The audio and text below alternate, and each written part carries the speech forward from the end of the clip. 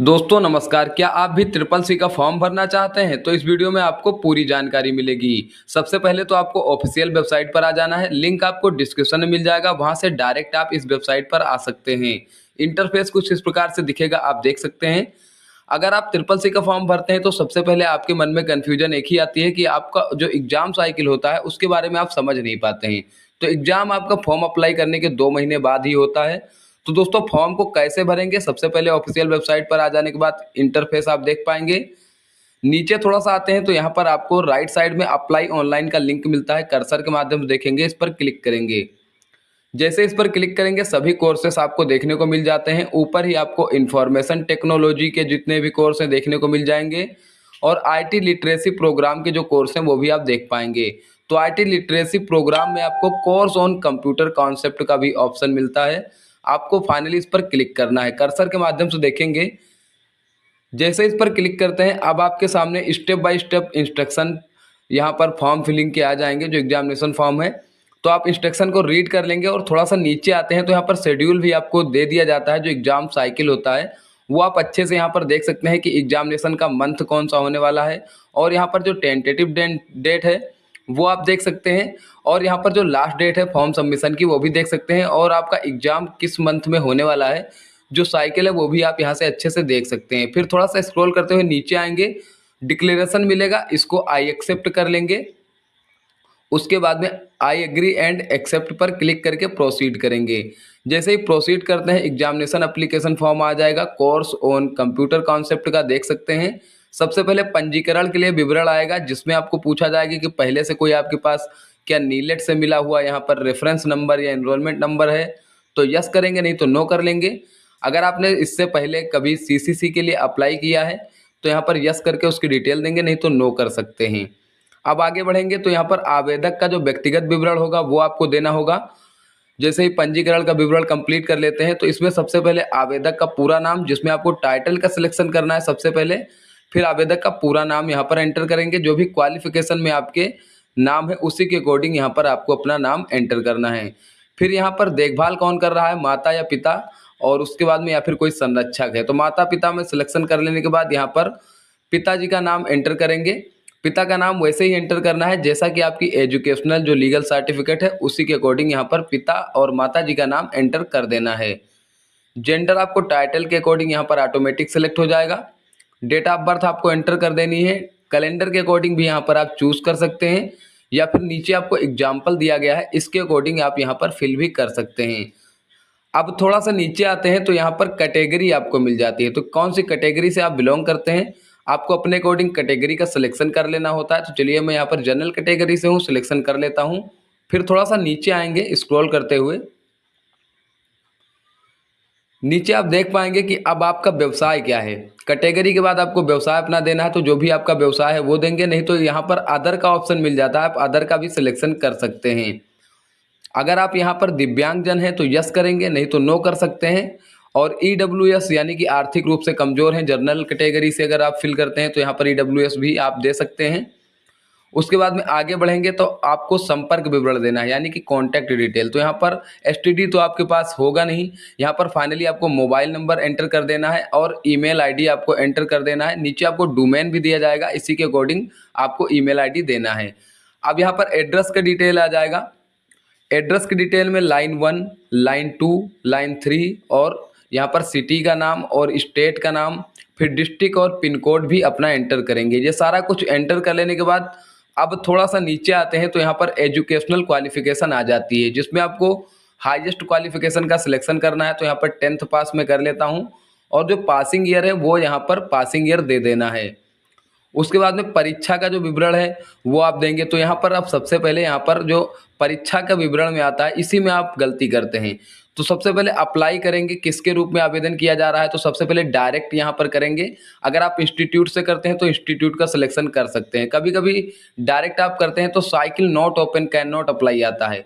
तो आप मंथ जब आपका स्टार्ट होता है तो शुरुआत में ही आवेदन करें, यहाँ पर आपका साइकिल अवेलेबल रहेगा, आप अप्लाई कर पाएंगे। तो सबसे पहले यहाँ पर क्वार्टरली एग्जाम साइकिल सेलेक्ट करेंगे। अब आप देख सकते हैं कि अगर आप यहाँ पर जुलाई में आवेदन करते हैं तो सितंबर में आपका एग्जाम होना है।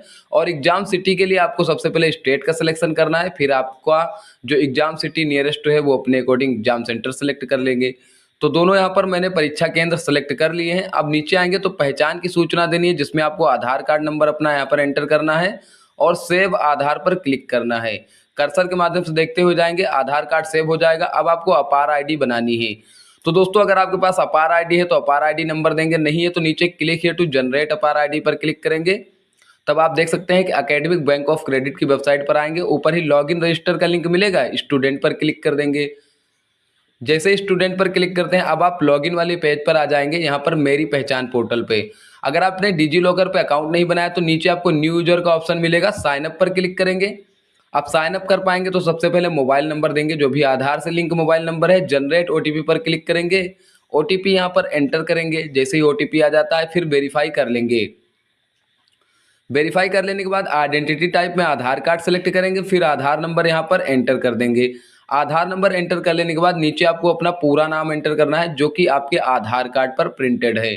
ठीक है, अब आगे बढ़ेंगे तो डेट ऑफ बर्थ आपको एंटर कर देनी है। तो सबसे पहले यहाँ पर डेट एंटर कर लेते हैं, चलिए। फिर उसके बाद में मंथ एंटर कर लेते हैं, फिर यहाँ पर ईयर एंटर कर लेते हैं। उसके बाद में जेंडर का सिलेक्शन करेंगे। जेंडर का सिलेक्शन कर लेने के बाद यूजर नेम बनाएंगे। यूजर नेम आप अपने अकॉर्डिंग कुछ भी बना सकते हैं, जो कि अवेलेबल होगा उसका आप यूज कर सकते हैं। तो दोस्तों यहाँ पर यूजर नेम मैंने बना लिया है। अब यहाँ पर एक पिन भी आपको बनाना है, जो कि आपको लॉगिन करते समय पिन की आवश्यकता पड़ेगी। पिन आपको दोबारा से एक बार कंफर्म कर लेना है, 6 डिजिट का आप बना सकते हैं। कॉन्सेप्ट को एग्री करेंगे और वेरीफाई पर क्लिक करेंगे। अब जैसे ही वेरीफाई हो जाता है, वेरीफाई हो जाने के बाद आप दोबारा से लॉगिन वाले पेज पर आएंगे। रजिस्ट्रेशन हो जाने के बाद जैसे ही सक्सेसफुल आप वेरीफाई कर लेते हैं, फिर आप लॉगिन वाले पेज पर आते हैं। तो दोबारा से आपको आधार बेस लॉगिन कर लेना है। आधार नंबर डाल के ओटीपी सेलेक्ट करेंगे, साइन इन करेंगे और ओटीपी यहाँ पर एंटर करेंगे।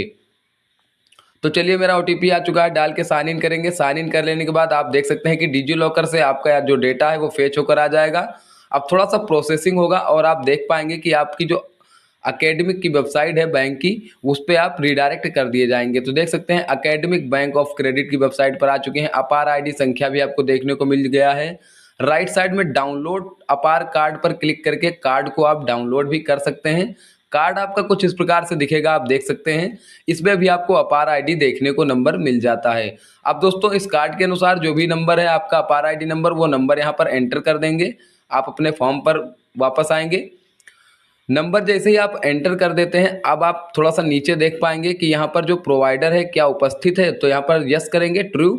और उसके बाद में यहाँ पर जो संबंध है वो आप यहाँ पे सहमति संबंध देंगे। तो यहाँ पर पिता का सेलेक्ट कर लेंगे तो पिता का नाम भी ऑटोमेटिक आ जाएगा। और प्रमाणीकरण का जो मोड है, यानी कि पैन कार्ड, आधार कार्ड या फिर वोटर आईडी, पासपोर्ट, जो भी आप लेना चाहें प्रमाणीकरण मोड ले सकते हैं। तो मैंने पैन कार्ड का यहाँ पर सिलेक्शन कर लिया है। और नीचे आपको पैन कार्ड का सिलेक्शन कर लेने के बाद पैन कार्ड का जो नंबर है वो भी आपको एंटर करना होगा, क्योंकि प्रमाणीकरण का जो आईडी नंबर है वो भी आपको देना होता है।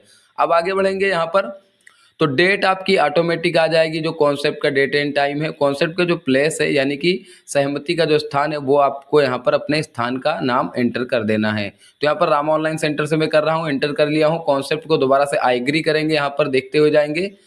फिर आपको फोटो अपलोड करना है। फोटो कैसे आपको अपलोड करना है पूरा इंस्ट्रक्शन आपको दिया जाएगा। यहाँ पर कितने केबी में करना है, कौन से आपको एक्सटेंशन में लेना है और फॉर्मेट कैसा होना चाहिए। अगर आप चाहें तो रिसाइज भी कर सकते हैं। यहाँ से आप देख सकते हैं कि रिसाइज का भी ऑप्शन मिल जाता है। फिर थोड़ा सा नीचे आते हैं तो यहाँ पर आपको सिग्नेचर भी अपलोड करना होता है। सिग्नेचर का भी इंस्ट्रक्शन आपको दे दिया जाता है, रीड करके आप अपलोड कर सकते हैं। उसके बाद में यहाँ पर आपको लेफ्ट हैंड का जो थंब इम्प्रेशन है वो भी आपको यहाँ पर लेफ्ट थंब इम्प्रेशन देना होता है। फिर कैप्चा कोड एंटर करेंगे और लास्ट में कॉन्सेप्ट को आई एग्री करके सबमिट पर क्लिक करेंगे। जैसे ही सबमिट करते हैं, अब आपके सामने फॉर्म का जो एप्लीकेशन का प्रीव्यू होगा वो आ जाएगा। कुछ भी अभी चाहें तो इसमें आप एडिट कर सकते हैं या फिर आप इसे फाइनल सबमिट कर सकते हैं। तो चलिए मैं इसे फाइनल सबमिट कर लेता हूँ। कर्सर के माध्यम से देखते हुए जाएंगे। फिर जैसे फाइनल सबमिट हो जाता है, यहाँ पर ऊपर ही प्रिंट का ऑप्शन मिलता है। प्रिंट करना चाहें तो इसे आप प्रिंट करके भी रख सकते हैं। और थोड़ा सा नीचे आएंगे तो यहाँ पर जो पेमेंट का ऑप्शन है, सबसे पहले उससे सिलेक्ट करेंगे। तो पेमेंट ऑप्शन आपको 2-3 दे दिए जाते हैं, एनईएफटी, ऑनलाइन और CSCSPB। तो ऑनलाइन मोड मैंने सिलेक्ट कर लिया है। अब यहाँ पर पेमेंट के जो मेथड हैं वो आपको दिए जाएंगे। तो यहाँ पर ऑनलाइन भुगतान करना चाहते हैं तो पे ऑनलाइन आप यहाँ से कर सकते हैं। तो ऑनलाइन में पेमेंट करने वाला हूँ, कर्सर के माध्यम से देखते हुए जाएंगे। तो जैसे ही पे ऑनलाइन पर क्लिक करते हैं तो उसके बाद में आपका जो पेमेंट का गेटवे होता है वो आपके सामने देखने को मिल जाता है। यूपीआई सिलेक्ट करते हैं तो यूपीआई के माध्यम से यहाँ पर स्कैनर मिल जाता है जिसके माध्यम से पेमेंट कर सकते हैं। पेमेंट सक्सेस हो जाने के बाद आपको रिडायरेक्ट कर दिया जाता है ऑफिशियल वेबसाइट पर। तो जैसे ही पेमेंट सक्सेस हो जाता है, अब आप देख सकते हैं कि आपका जो ट्रांजैक्शंस है वो कंप्लीट हो चुका है और आपका फॉर्म भी यहाँ पर भरा जा चुका है। तो दोस्तों इसे भी आप चाहें तो प्रिंट करके रख सकते हैं, आपको एडमिट कार्ड प्रिंट करने के टाइम काम आ सकता है। अब दोस्तों बैक आ जाएंगे वेबसाइट पे। अब आप जानना चाहें कि कैसे आपको एडमिट कार्ड डाउनलोड करना है, तो सबसे पहले ऑफिशियल वेबसाइट पर आ जाएंगे और यहाँ पर ऊपर ही आपको नोटिफिकेशन दिख जाएगा, एडमिट कार्ड नोटिफिकेशन। तो जैसे ही सितंबर महीने का यहाँ पर एडमिट कार्ड आता है आपको नोटिफिकेशन मिल जाएगा, या फिर डाउनलोड एडमिट कार्ड पर क्लिक करेंगे, कोर्स आ जाएंगे, कोर्स का सिलेक्शन करेंगे और यहाँ पर जो भी डिटेल पूछी गई है आपको फॉर्म में मिल जाएंगी। ये सारी डिटेल आपको यहाँ फिल कर देनी है, उसके बाद में एडमिट कार्ड आप यहाँ से डाउनलोड कर पाएंगे। तो दोस्तों सितंबर माह में आप जैसे ही चेक करते हैं तो एग्जामिनेशन यहाँ पर सिलेक्ट करने के बाद आप एडमिट कार्ड डाउनलोड कर पाएंगे। आशा करते हैं कि आप आसानी से ट्रिपल सी का फॉर्म भरना सीख गए होंगे। अगर दोस्तों ट्रिपल सी का फॉर्म भरने में किसी भी प्रकार की समस्या आ रही तो मुझे कमेंट कर सकते हैं। आज के लिए बस इतना ही, मिलते हैं अगले वीडियो में।